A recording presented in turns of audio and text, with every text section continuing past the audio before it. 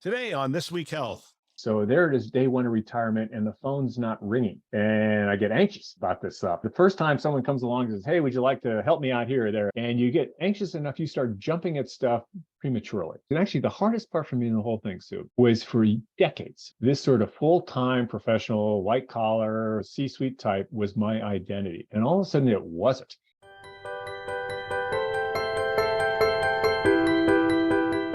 Welcome to Town Hall, a show hosted by leaders on the front lines with interviews of people making things happen in healthcare with technology.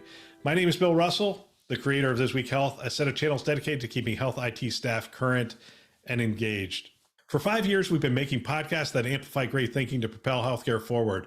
We want to thank our show partners, Meditech and Transcarent, for investing in our mission to develop the next generation of health leaders.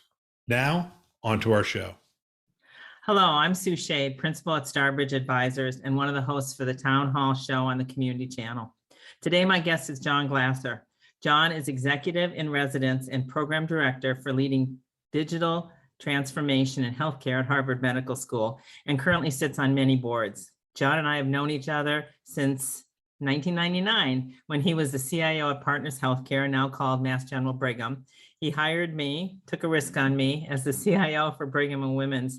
I've learned so much from John over the years, and I'm looking forward to our conversation today. So welcome, John. Thank you, Sue. It's a pleasure to be here. Yeah, I remember hiring you, and I think your first day was the first of the millennium, so to speak. So Y2K was the centerpiece of all of our attention on that, but it's been a pleasure ever since. Well, likewise, and that was quite a start. So let's start by you introducing yourself and talking a little bit about what you're currently working on. So I've been in this industry for a long time, 35 years, 22 years as the CIO at the Partners Healthcare System, Brigham and Women's Hospital, leading into that. And then 5 years as running the healthcare IT business for Siemens, then 5 years with Cerner, because we were acquired by Cerner at the time, dealing with population health, et cetera. So I've been retired, sort of a lowercase r, as you and I have chatted about for the last 2.5 years. And as you mentioned, I teach a course, exec ed course on leading digital transformation in healthcare at the Harvard Medical School. Also do a fair amount of writing. 2 colleagues and I produced a book, came out last month, on AI and healthcare. Now working on a Harvard Business Review article on telehealth and kind of what's next. It goes through there. And as you mentioned, sit on some boards of startup companies, but also boards like Scottsdale Institute and NCQA and the American Telemedicine Association, along with, as happens with people who hit my age, spending time with grandkids, of which there are 5. So the usual glide path out of full-time employment into I'm not sure what, but certainly enjoying it along the way. Right. Well, you're getting into some of the things I want to talk about in a little bit. Sure. That being the small R retirement, as well as the book. And I should have mentioned that you do a lot of writing, and you clearly have been an inspiration to me in terms of what you're writing. What I want to start with is the CIO role. And we're coming up here on the Chime Fall Forum. You're going to be there, right? Yes. Okay. Yes, sir. And it's 30-year anniversary. I think you were a founding member. I was the founding chair of the board. Founding chair. Way back when. Yeah. Excellent. So they're probably going to celebrate you in some way. Share your thoughts on the evolution of the CIO role over the years. Oh, I think so. 30-year period of time, it's been extraordinary evolution. And you wouldn't be surprised in an industry that changes as rapidly as the technology changes, et cetera. You go back to 30 years ago, 1992, and Google didn't exist. Amazon didn't exist. The business use of the internet really hadn't happened. There certainly weren't mobile devices, and AI was this sort of on again, off again curiosity, more so than anything else. So there've been a lot of changes. You can put them into a couple of buckets. I remember when I first started as a CIO, I thought what this job really was the application parade. Let's do a new pharmacy system, then a new lab system, and then a new revenue cycle system. And every 5 years, we repeat that. It's just this parade of applications. Advanced clinical systems were in a small number of academic medical centers, but really not common at all across the board. So over time, you've just seen this, first of all, phenomenal progress on the technology. You and I are now Zooming, which we weren't doing at that point, and using mobile phones, which we weren't doing. So just extraordinary, at least in the technology, but also growing sophistication of the application base, ranging going from let's get another thing for pulmonary function to where we're now really worrying about EHRs and digital front doors and remote patient monitoring and things like that. So just the uses of the technology have been extraordinary. Also, remember at the time, you would sit in the C-suites and there was really little understanding of the technology, little experience with it, et cetera. It's very mystifying, arcane, et cetera. And now what you find is a couple of things. One is the people in the C-suite, they've been there. They've been through implementations. They grew up with the technology. They're much more conversant with it, much more comfortable. They're less starry-eyed, but they're also less intimidated by this thing. It also, the CIO was brought in to be the person who was the sort of digital smart person. And now you look around and you say, it's a team sport. You've got CNIOs and CMIOs and all the C-suite, the chiefs in the IT realm, let alone the whole thing. So it really is becoming a team sport than it wasn't before. So you've got the threat of technology, you got the threat of applications, you got the threat of actually sophistication of this thing. Plus, to go with the sophistication, at the time, Sue, there was just this beginning of this idea that you could use IT for a competitive weapon. Airline reservation systems and supply chain systems. We've actually moved beyond that, whether you can get a competitive advantage, to whether whole scale industries get changed forever. And so retail's different forever, entertainment different forever. And so we've evolved in terms of potency of the technology and what it can do across the board. And we've seen healthcare go through its own transition. Fee for service was the game, hack the place. Always the name of the game back in 1990, and that's still around. But there's value-based care, and it used to be you worried about the hospital and on-site clinics, and now you worry about an integrated system of care that spans the gamut and is much larger than it was before. So the whole healthcare settings become larger, more complex, more sophisticated. And then the last point I think is different. And it's way back, we started the sort of the Chime boot camp, because you recognize that not only do you have to change, you need to elevate the skills. So however good you were at communicating, you had to get better at communicating. However good you were at forming teams, you had to get better at forming teams. And I actually believe that if whatever constituted a letter grade A in terms of skills 5, 10 years ago is now a letter grade B, the bar is higher in terms of skills. You just have to get better and better and better because it's more complicated, it's more sophisticated. And so don't rest on your laurels. Even if you think you're the greatest communicator on the planet, you can't do that anymore. So I think there's a lot of change. It's clearly a harder job now than it was then. I mean, it wasn't easy then, but it's clearly a harder job. So I sometimes think, Sue, I got out just in time. The Peter principle would have hit the ceiling of incompetence and bailed at the right time along the way. So it's just been cool to watch. And I think going like you to this 30th anniversary be kind of this neat time of reflection. We're always bemoaning we're behind, got this issue and that issue. And say, yeah, that's true. But golly, there has been a lot of progress and a lot of change in the last 30 years. Well, I think what we're going to see as we reconnect with people in person there, that many, if not the majority, have titles that are variations on Chief Information Officer, CIO, with digital data, analytics. The roles have expanded and changed. So it will be good to be talking to people. This is a good lead into the next question I want to ask you, which is what you see in terms of some exciting new digital advances in healthcare in the coming years, in the next few years. You talked about some of where we've come from, but what do you see in the next few years? And maybe you're covering some of it in your class that you're teaching. Well, I think a couple of things. One is, I've always thought that about every 10 years, there's a class of technology, information technology, that arrives on the landscape and changes the world forever. And so in the 60s, it was the mainframe. It was 70s, it was the mini computer. And frankly, the whole healthcare IT industry began that. Cerner, Epic, Meditech all started with the mini computer in the 70s. In the 80s, it was the network personal computer. That's kind of when I got into the field. And you had the ATs and the XTs and all that other stuff. And you could connect them with Ethernet and away you go. In the 90s, it was the web. And so it was Amazon founded in 1994, Google founded in 1998, and all of a sudden, golly, we were using the internet for business and personal reasons. And in the year 2000, it was a mobile device. The iPhone debuted in 2007. And you think about that, it's only 15 years ago. That's nothing. And yet it's ubiquitous. I'll bet you when I go to Chime, there will not be a single person with an iPhone attached to their body somewhere. There won't be one that we'll find there. So, and then 2100, I could argue it's really the era of the sensors and the big data. We're beginning to people sort of go, they got a smart house, they got a smart car and the social media. And I think this decade it's AI that's coming through. And all these things change the world, but they change over time. The e-commerce, the web is, we're still dealing with web impacts on elections, for example. How do you sort of deal with pristine and pure and information-laden elections decades later?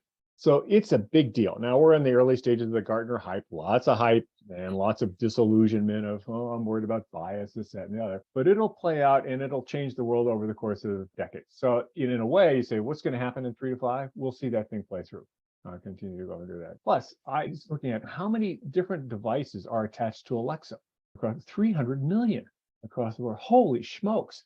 In your car, everywhere, and let alone your phone. Looking at whether your gait indicates that you have early forms of dementia. So prior eras are still playing through. So you can never see the real leaps. You and I couldn't have gone to Chime meeting in 1992 and say, "I'll bet you, Sue, the internet's coming. I guarantee it. It's going to be here." You wouldn't have seen that. So nobody sees those. They do see the trajectory of stuff that is in play now as they just hang on to your hats. It's going to be bigger. If you have yet to hear, we are doing webinars differently. We got your feedback. You wanted us to focus on community-generated topics that were relevant to you in your role. We have gone out and gotten the best contributors that we possibly can. They are not product focused. They are only available live, and we try to have them at a consistent time the first Thursday of every month, with some exceptions. And the next March happens to be that exception. March 2nd, I'm on vacation. So March 9th is going to be our next webinar, March 9th at 1 o'clock Eastern time. And we're going to do a leadership series on the changing nature of work. We're going to talk about a couple of things. One is the remote distribution of health IT staff and what we have to do from a management standpoint in that regard. We're also going to talk about the lack of staff, specifically in the clinical areas and technicians and whatnot, and what the role healthcare and technology in particular is going to play with regard to that. Love to have you sign up. Our first two webinars we've done this year have been fantastic. Over 200 people signing up for each one of them, and we expect just as many for this one. This is a great conversation and great panelists. We have Trisha Julian, Baptist Health System out of Kentucky, Will Weeder, Peace Health, and Andy Crowder with Atrium Health are going to join us for this discussion. And I've talked to each of them about this topic, and I love their insights and look forward to sharing them with you. If you want to sign up, hit our website, top right-hand corner. We always have the next webinar listed. Just go ahead and sign up, put your question in there, and we'll incorporate it into the discussion. Look forward to seeing you then.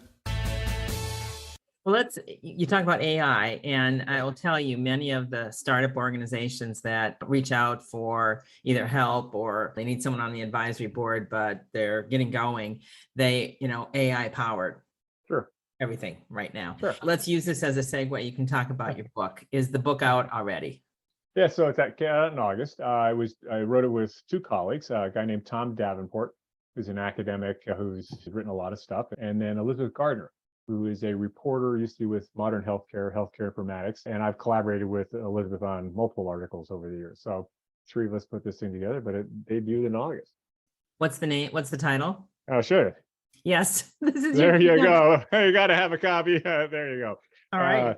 Advanced Introduction to Artificial Intelligence in Healthcare. Excellent. Pretty snazzy title. Excellent. You know what I feel like? I watch MSNBC a lot, no surprise. And if someone's got a book, it's on their bookshelf behind them on the Zoom call. There's usually a couple of them standing up, or they're promoting it in some other way. So fine for you to promote it here. I think your next background's got to be a bookshelf with your book on it. We see one of the shows I really like, which I'm only allowed to watch when my wife's not here, is Ancient Aliens, which how aliens walk. Oh, anyway, great show. There's only 180 episodes, so it'll take you the rest of your life to get through them. But they always have this interview with this sort of quote scientist. So there's this person with long hair, big beard, and a book wall behind him. And it's this Chuck Rabinowitz, scientist. And he's like, they could have been here. And wow, I got a real scientist with real books behind him. Let's know what he's talking about, et cetera. So we're not going to do that today. Okay.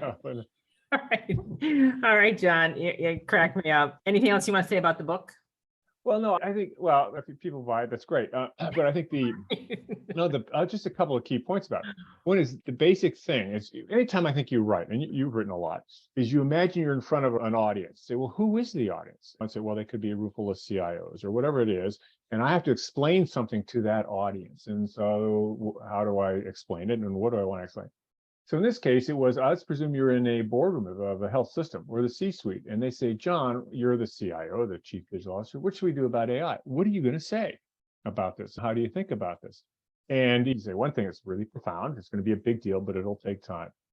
But I think there's really two other fundamental lessons. One of which, nobody buys AI.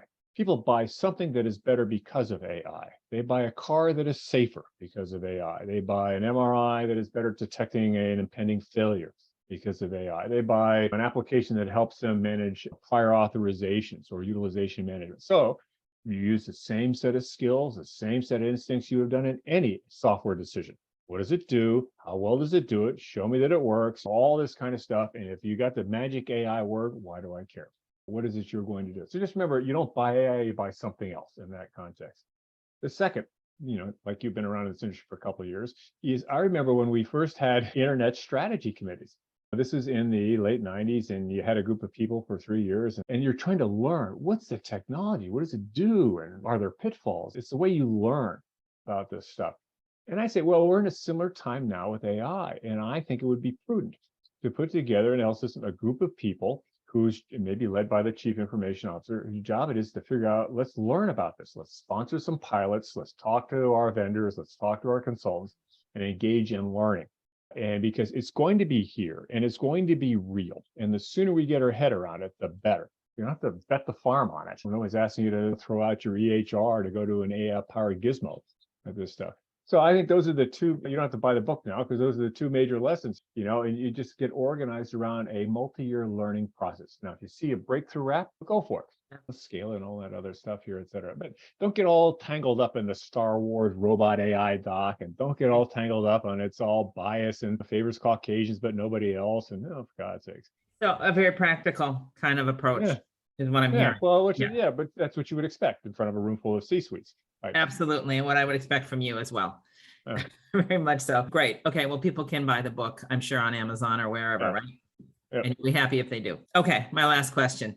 Sure. When we got together in July and I said, so are you retired? It was a quick, and I think from your wife, Denise, too, small R, right? It's a small R retirement, which I love the concept. So tell me what small R is, because you're awfully busy. And what's your advice for people late in their career to prepare for small R retirement? Well, so like you, I know people who quote retired, said I'm done with the 9-to-5 shtick, and they basically left their work world entirely behind them. They became carpenters, they became art, whatever it is. They walked away, closed the door. And that wasn't me. And partly because I am so boring, I don't have any outside interests that would occupy me other than rearranging the furniture in the living room every day, which would get me shot. So, and I like the work. I mean, I like colleagues like you. And the colleagues will share together at Chime, and the interest in the industry's interest. So I wanted to stay involved, but I wanted more flexibility. And I didn't really want to travel like I was traveling, et cetera. So I think what my advice to those of people who are within the zone retirement, whatever you think that happens to be, maybe it's late 50s, maybe it's early 60s, is a couple of things. One is later 60s these days. Yeah, it could be, is in particular with the IRA's taking a hit, it can depend on where you are, is that one is make some call about whether you really want to shut the door or whether you want to continue. Whatever the path is, I think 5 years before you think it's going to happen, you have to start working on it. So you might say, golly, I want to teach. Fair enough. But it's not like the day you retire, the schools start calling you, say, when can you teach? You actually have to go off and get these positions. You have to figure out whether you like it or you don't. It may sound good, but you say, I don't really like this. And they have to figure out whether you're any good at it, or not. So you start that. You might say, golly, I really want to write. I want to do like John did, do these books. Fair enough. Start writing now. See whether, again, you like it, you're good at it. Start getting a track record and a real experience to make sure it is really what you want to do. And to do that off to the side, but enough while you're still gainfully employed. So I think you want to go off and just really do that such that when you do turn off the lights, you know what you want to do and you're good at it and you've got some inertia on it. So I think you do that. I think it goes without saying that you want to make sure that financially you can handle this. But this is not going to lead to a really bad situation a couple of years out and all of this kind of stuff here. And the only other things that I would add along the way, or a couple of things. One is sometimes you get anxious. So there it is, day one of retirement, and the phone's not ringing. And I get anxious about this stuff. And the first time someone comes along and says, hey, would you like to help me out here or there and the other? And you get anxious enough, you start jumping at stuff prematurely. And so you just be careful, because, you don't worry that 3 months after the fact, you're still ramping up in a way. And then last but not least, and actually the hardest part for me in the whole thing, Sue, was for decades, 35 years, this sort of full-time professional, white collar, C-suite type was my identity. And all of a sudden it wasn't. And so getting used to the fact that I remember going on LinkedIn and they say, what's your title? And I thought, geez, I don't actually have a title anymore. What am I going to put here? And I thought, used to be useful. One time was valuable. That's So, good. I thought, well, I can't, that's not really kind of the image that I wanted. But sometimes people put visionaries and this, that, and the other. But I didn't really want that either. So I think you have to get used to this big part of your identity being gone. And it doesn't diminish your value or your worth or what you like to do. You just have to get used to the fact that you want to travel somewhere, you got to make the reservation. There's not some person who sits out in front who does that on your behalf, and nobody calls you fancy title this, or your office is your bedroom, or whatever the world it happens to be. So anyway, you just get emotionally ready for that thing, and that can actually be quite challenging. But perhaps like you, I am delighted that I did this, and I think it made the right call to go off and do this. And I remember talking, last couple of points, is talking to a board member at Partners, a guy named Jim Cash, who was a board member, who was at the Harvard Business School, a very smart, thoughtful guy. And asked about retirement. He said, fundamentally, if you want to stay in the industry like you and I have done in this thing, and at a perhaps reduced rate, but nonetheless, he said, you've got 10 years to do that. Assuming health holds, he said, after about 10 years, you become increasingly removed from what's going on. And so you're less and less attuned to the, you and I were at Partners. We lived in the middle of this thing. You don't live in the middle of it anymore. He said, the second is your Rolodex starts to thin out. So all of your colleagues and your buddies, people you call, well, they're retired. Sometimes they pass away. So one of the things that strikes me is going to chime is every year how I know fewer and fewer people because the cohort does as you would expect life to do. So anyway, there you go. But if it's 10 years, I'll take it. That'd be cool. And we'll see what happens after that. Yeah, a lot of great points there about identity when you retire. I know when Tom retired, well in advance of me, he had all of that going on. I guess because of what I've stayed involved in and the work we're doing, I'm not there yet in terms of having that crisis, shall we say. I think your point about picking and choosing is really important too. Mm-hmm. You can say yes and no. You can say no to the things that you don't want to do.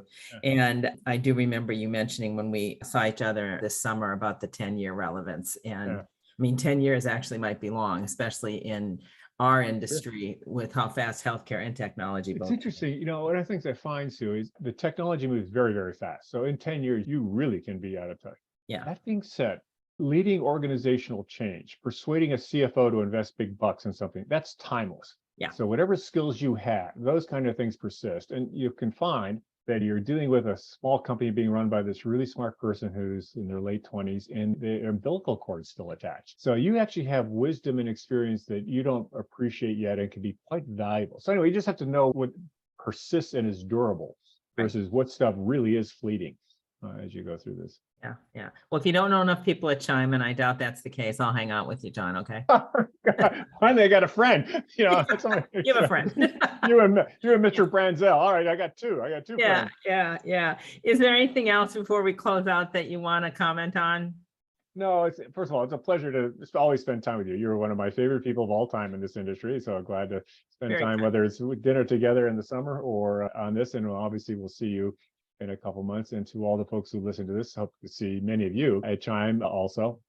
And again, I want to thank all those people who commit their professions, you and me included, to using the technology to improve the care that we collectively deliver. Thank you, because this is important work and will always be important work. So thanks for what you've done and thanks for what you will do. And again, it was a pleasure to spend time with you, Sue.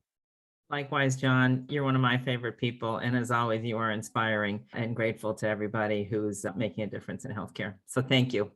All right. I'll take care. I'll see you in a couple months. Yes. Gosh, I really love this show. I love hearing what workers and leaders on the front lines are doing. And we want to thank our hosts who continue to support the community by developing this great content. If you want to support This Week Health, the best way to do that is to let someone else know about our channels. Let them know you're listening to it and you are getting value. We have two channels, This Week Health Conference and This Week Health Newsroom. You can check them out today. You can find them wherever you listen to podcasts. You can find them on our website, thisweekhealth.com, and you can subscribe there as well. We also want to thank our show partners, Meditech and Transcarent, for investing in our mission to develop the next generation of health leaders. Thanks for listening. That's all for now.